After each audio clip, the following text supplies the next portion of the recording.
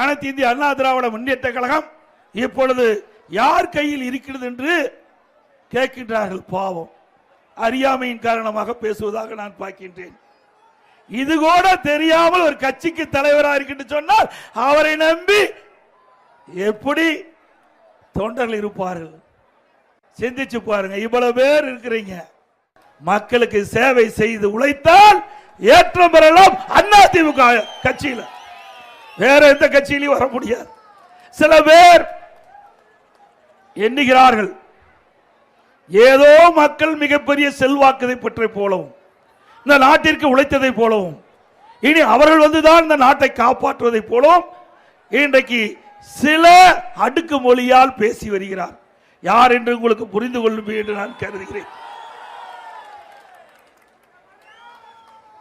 நான் உங்கள் முன் பேசுகிறேன் என்று சொன்னால் என்னுடைய அரசியல் வாழ்க்கை 51 ஆண்டு காலம்.